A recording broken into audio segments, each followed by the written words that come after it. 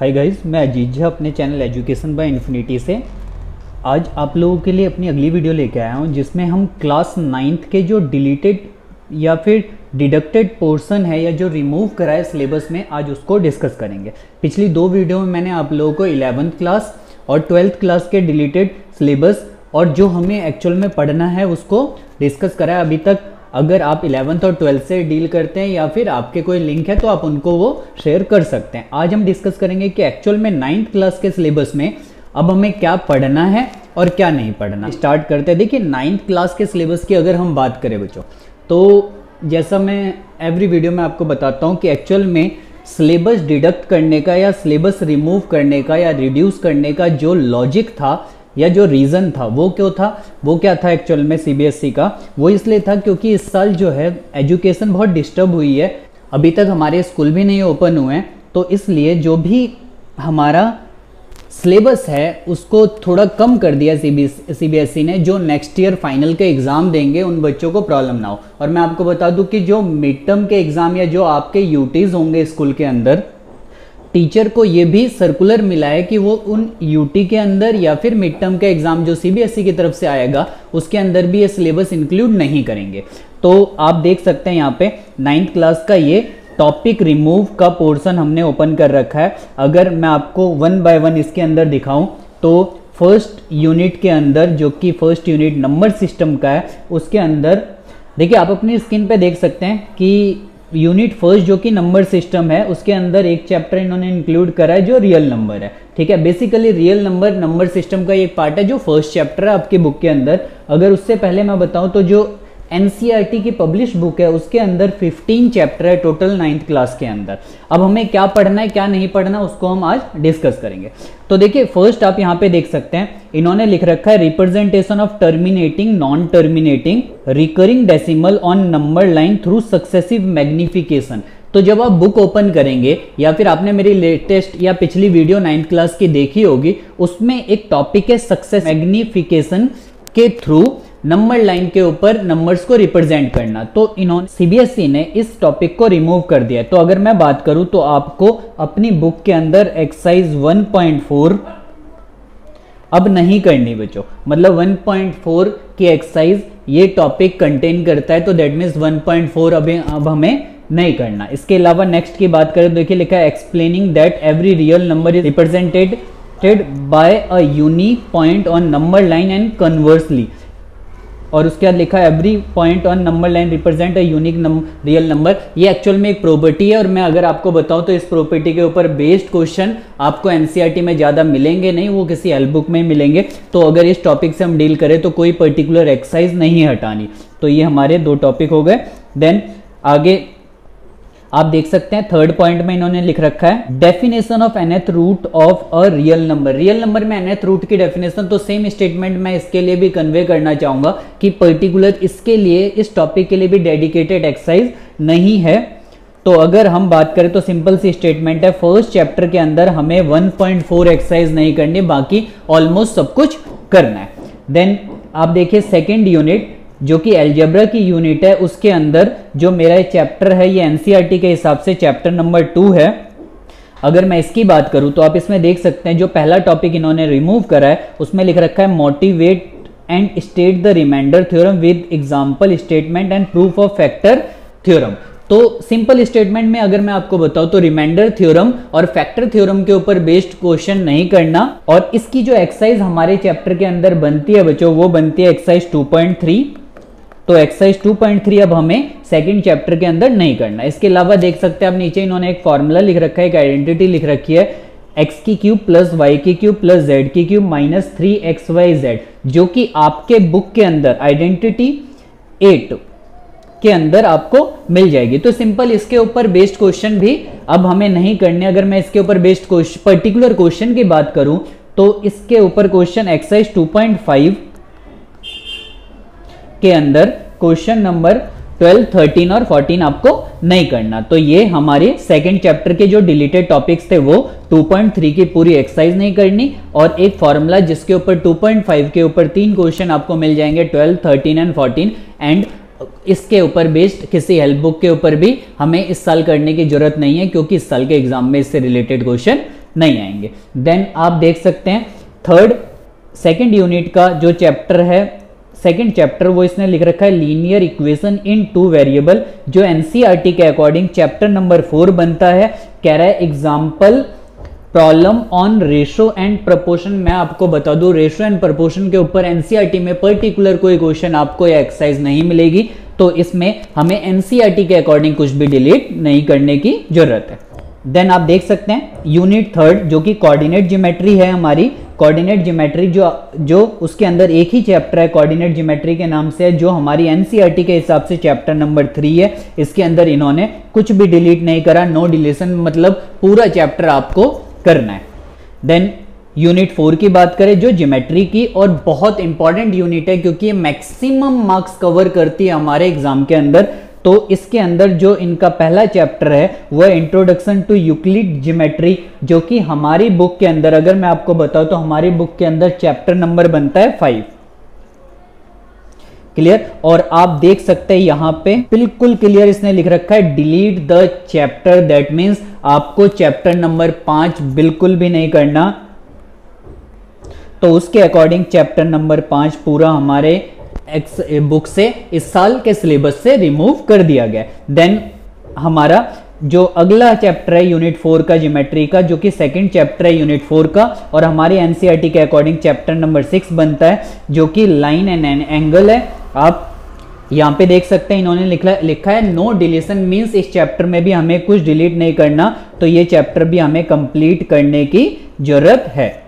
Then इसके बाद हमारी ज्योमेट्री की थर्ड चैप्टर यूनिट 4 ज्योमेट्री का थर्ड चैप्टर, जो कि ट्राइंगल है, और हमारी एनसीईआरटी बुक के अकॉर्डिंग ये चैप्टर नंबर 7 बनता है। इसमें आप देख सकते हैं यहां पे इन्होंने लिख रखा है proof of the theorem deleted 2 triangles are congruent if any 2 angle and the included side of one triangle is equal to any 2 angle and the included side of other triangle, जो कि ASA कॉन्करेंसी के according बनती है। तो ये इन्होंने remove कर दिया है।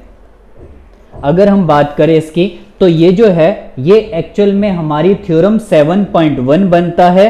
तो इन्होंने थ्योरम 7.1 को रिमूव कर दिया है, मतलब आपको थ्योरम 7.1 हमें नहीं करनी इस साल के सिलेबस के अकॉर्डिंग। देन अगला टॉपिक देखिए, कह रहा है टॉपिक डिलीटेड में लिख रखा है triangle inequalities and relation between the angle and the facing side inequalities in triangle. तो इनइक्वालिटी के ऊपर बेस्ड जो एक्सरसाइज है वो हमें नहीं करनी। अगर मैं आपको बता दूं तो वो हमारी एक्सरसाइज बनती है एक्सरसाइज 7.4।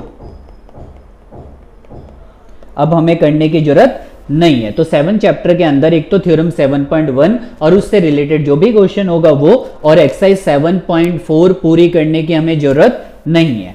देन हम बात करें यूनिट 4 ज्योमेट्री का नेक्स्ट और फोर्थ चैप्टर, जो कि हमारे एनसीईआरटी के अकॉर्डिंग बनता है चैप्टर नंबर 8, जिसका नाम है क्वाड्रिलेटरल। और आप देख सकते हैं क्वाड्रिलेटरल में इन्होंने कुछ भी डिलीट नहीं करा, दैट मीन कंप्लीट चैप्टर हमें करना है। देन इसके बाद हम बात कर लेते हैं यूनिट 4 ज्योमेट्री का नेक्स्ट चैप्टर, जो कि लिखा हुआ है एरिया, जो आप लोगों की बुक के अंदर चैप्टर नंबर 9 बनेगा, जिसका नाम है area of parallelogram and triangle. तो area of parallelogram and triangle के ऊपर इन्होंने साफ यहां पे मेंशन कर रखा है कि delete the chapter, that means हमें अब चैप्टर नंबर 9 भी करने की जरूरत नहीं है। तो चैप्टर नंबर 9 भी हमारे सिलेबस से पूरी तरीके से इस साल के सिलेबस से रिमूव कर दिया गया। ठीक है, देखिए मैं आपको बता दूं कि ये जो भी सिलेबस रिमूव या रिड्यूस कर रहा है, this is only for that years, इस साल के फाइनल एग्जाम के बच्चों के लिए जो क्राइसिस बच्चों ने फेस करी है इस साल के एजुकेशन सिस्टम में, ये जस्ट उसकी वजह से है बच्चों। तो नेक्स्ट ईयर फुल सिलेबस होगा, या फिर अगर कोई और नोटिफिकेशन आती है तो वो होगा बच्चों। देन अब हम बात कर लेते हैं इसका अगला चैप्टर, जो कि हमारा है सर्कल, और आप लोगों की बुक के अंदर चैप्टर नंबर 10 बनता है।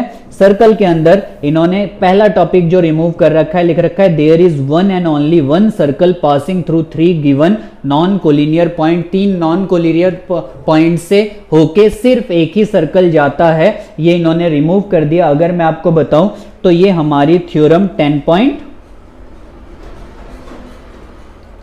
10.5 है, दैट मीन्स थ्योरम 10.5 आपको नहीं करनी है अब इस साल, या उसके ऊपर बेस्ड क्वेश्चन नहीं करने। देन नेक्स्ट की बात कर लेते हैं, कह रहा है if a line segment joining 2 point subtend equal angle at 2 other point lying on the same side of a line containing the segment, the 4 point lie on a circle. Means अगर दो लाइन सेगमेंट के angle equal हो तो जो भी 4 point बनेंगे वो चारों के चारों पॉइंट क्या होंगे, आपस में एक ही सर्कल के ऊपर लाई करेगा। ये थ्योरम की अगर पर्टिकुलर मैं बात करूं तो थ्योरम बनता है ये 10.10, मींस थ्योरम 10.10 भी आपको नहीं करनी है। क्लियर? तो ये हमारा 10 चैप्टर का टॉपिक था जो आपको नहीं करना। देखिए बहुत सारे टॉपिक रिमूव करे 9th क्लास के लिए इन्होंने, ठीक है ना, और एक्चुअल में बनता भी है, बच्चों को ज़्यादा फेस ना करना पड़े या प्रॉब्लम जो हो वो टाइम लिमिटेड हो गया है थोड़ा सा, तो इसलिए तो बहुत अच्छी बात है। सीबीएसई एवरी टाइम पे अच्छा काम करती है और उन्होंने इस बार भी बढ़िया काम करा। यूनिट 4 ज्योमेट्री की बात करूँ तो यूनिट 4 ज्योमेट्री का लास्ट चैप्टर जो है वो कंस्ट्रक्शन, उसके अंदर से आप देख सकते हैं कि इन्होंने कंस्ट्रक्शन में से हमारी कौन सी कंस्ट्रक्शन हटा दी है, construction of a triangle of given perimeter and base given. Means वो कंस्ट्रक्शन जिसके अंदर ट्राइंगल का पेरीमीटर गिवन होता है, साथ में उसका एक बेस गिवन होता है, वो इस साल इन्होंने रिमूव कर दिया। तो इसके कुछ सेलेक्टेड क्वेश्चन आपको एक्सरसाइज में मिल जाएंगे, लेकिन पर्टिकुलर कोई एक्सरसाइज इसके ऊपर भी बेस्ड नहीं है। तो यूनिट 5 जो मेंसुरेशन की बात करते हैं, इस यूनिट के अंदर जो हमारा पहला चैप्टर है वो लिखा हुआ है एरिया, और एरिया का की बात करें तो इसके अंदर हमारा हीरोन फॉर्मूला का चैप्टर आता है, जो कि चैप्टर नंबर 12 है हमारी बुक के अकॉर्डिंग। तो इसने यहाँ पे क्लियरली लिख रखा है, अगर मैं आपको पढ़ के बताऊं तो, कि application of Heron's formula in finding the area of quadrilateral. Means अगर क्वाड्रिलेटरल का एरिया आपको हीरोन फॉर्मूले का यूज करके निकालना है तो वो इस साल के सिलेबस से रिमूव कर दिया गया है। दैट मीन्स इसके ऊपर अगर मैं आपको एक्सरसाइज बताऊं तो एक्सरसाइज 12.2 हमारी रिमूव कर दी है। 12.2 आपको अब इस साल करने की जरूरत नहीं है। देन यूनिट 5 मेंसुरेशन के अंदर अगला चैप्टर जो कि सरफेस एरिया एंड वॉल्यूम है, चैप्टर नंबर 13 एनसीईआरटी के बुक के अकॉर्डिंग, जिसके अंदर इन्होंने इस साल कुछ भी रिमूव नहीं करा। जैसा आप देख सकते हैं यहाँ पे लिखा हुआ है नो डिलीशन, दैट मीन्स आपको ये पूरा कंप्लीट चैप्टर करने की जरूरत है। देन हमारी नेक्स्ट यूनिट और लास्ट यूनिट इन्होंने लिख रखी है यूनिट 6, जो कि स्टैटिक्स एंड प्रोबेबिलिटी की यूनिट है। और मैं आपको बता दूं स्टैट्स जो कि हमारी बुक के अकॉर्डिंग चैप्टर नंबर बनता है 14, उसके अंदर इन्होंने इस साल टॉपिक्स जो रिमूव करें उसमें इन्होंने हिस्टोग्राम रिमूव कर दिया, एक तो हमारा एक फ्रीक्वेंसी पॉलीगन रिमूव कर दिया, और हिस्टोग्राम में भी पर्टिकुलर जब बेस जो होता है वो अलग अलग होता है। अगर कॉमन या फिर यूनिट इक्वल वाले बेस होंगे वो हिस्टोग्राम के अंदर आएगा, बेस अलग अलग में हिस्टोग्राम नहीं आएगा। फ्रीक्वेंसी पॉलीगन पूरा रिमूव कर दिया, फ्रीक्वेंसी पॉलीगन के ऊपर बेस्ड क्वेश्चन नहीं आएगा। और mean, median and mod of ungrouped data वो रिमूव कर दिया। देखिए हिस्टोग्राम और फ्रीक्वेंसी पॉलीगन के तो पर्टिकुलर कोई भी डेडिकेटेड एक्सरसाइज नहीं है, कुछ क्वेश्चन इसके अंदर होंगे वो आपको खुद रिमूव करने पड़ेंगे। अगर मैं mean, median and mod of ungroup data की बात करूं तो इसके ऊपर हमारी एक एक्सरसाइज है 14.4, तो मैं आपको बता दूं एक्सरसाइज 14.4 भी हमें इस साल करने की जरूरत नहीं है, क्योंकि 9th क्लास के सिलेबस के अंदर सिर्फ अनग्रुप डाटा ही एक्चुअल में आता है। तो आगे हम बात कर लेते हैं हमारा last chapter, chapter number 15 NCERT के बुक के अकॉर्डिंग, और यूनिट 6 का लास्ट चैप्टर प्रोबेबिलिटी, और इन्होंने इसके अंदर कुछ भी रिमूव नहीं करा है। मीन्स हमें ये पूरे का पूरा चैप्टर करने की जरूरत है। तो ये हमारा, मैंने आपको ये जो भी सिलेबस रिमूव करके सीबीएसई ने जो फाइल भेजी है, जो पीडीएफ भेजी है, उसके अंदर मैंने आपको मेंशन करके दे दिया। अब मैं एक आपको फाइल बना के यार एक पेज पे सारी चीजें लिख के बता देता हूँ कि क्या क्या चीजें हमें रिमूव करनी है। तो देखिए जो रिमूव एक्सरसाइज है वो कौन कौन से हैं वो देख लेते हैं।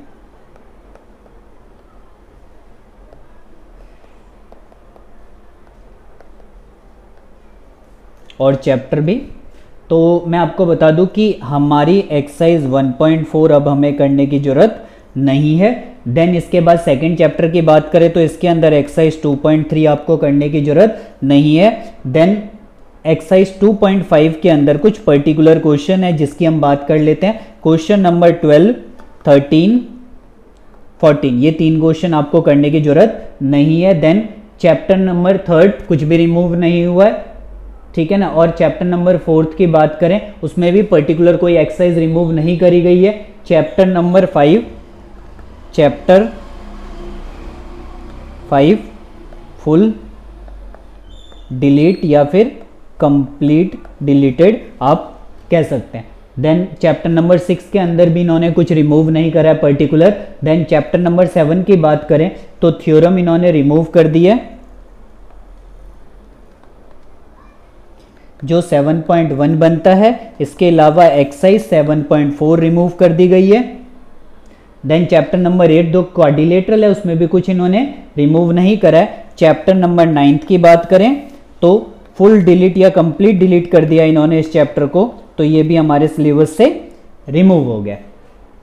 देन चैप्टर नंबर 10 की बात करें तो चैप्टर नंबर 10 के अंदर इन्होंने थ्योरम 10.5 एंड थ्योरम 10.10 रिमूव कर दी है। वैसे मैं आपको बता दूं एक थोड़ा सा जो मेरा पास्ट एक्सपीरियंस है, तो एक्चुअल में जो थ्योरम इन्होंने रिमूव करा है वो ज़्यादा सीबीएसई के पेपर में आई भी नहीं है, तो उससे हमें कोई इतना प्रॉफिट मिलने वाला है नहीं बच्चों। देन कंस्ट्रक्शन चैप्टर नंबर 11 की बात करें तो चैप्टर नंबर 11 के अंदर इन्होंने कंस्ट्रक्शन 11.6 रिमूव कर दी है। जो हमारी एक्सरसाइज बनती है 11.2 के अंदर question number 4th and 5th जो बहुत इंपॉर्टेंट कंस्ट्रक्शन थी वो इन्होंने रिमूव कर दी है। अब तो और हम चैप्टर नंबर 12 की बात कर लेते हैं। अब चैप्टर नंबर 12 के अंदर एक्सरसाइज इन्होंने जो रिमूव कर दिया 12.2 अब हमें नहीं करनी, तो ये भी बहुत अच्छी एक्सरसाइज थी, इसको भी रिमूव कर दिया इन्होंने। देन चैप्टर नंबर 13 कुछ भी डिलीट नहीं करा गया है। चैप्टर नंबर 14 की बात करें तो 14.4 की जो एक्सरसाइज है वो इन्होंने रिमूव कर दिया।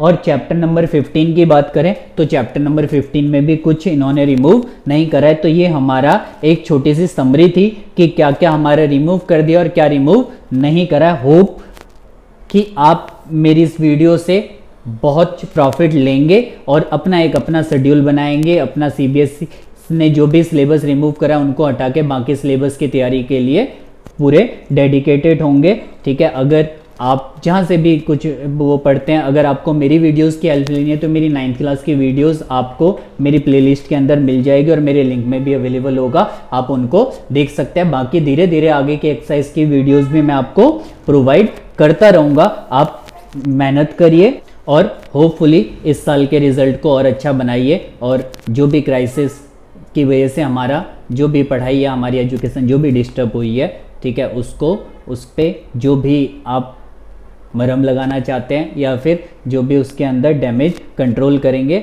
उससे आपको बहुत आगे फ़ायदा मिलेगा। इसी अगर आपको मेरी ये वीडियो अच्छी लगी तो मेरे चैनल को सब्सक्राइब कर सकते हैं अगर आप मेरे चैनल के ऊपर नए हैं, और दूसरों को मेरी वीडियोस रेकमेंड कर सकते हैं और चैनल मेरा रेकमेंड कर सकते हैं। बस इसी के साथ थैंक यू सो मच।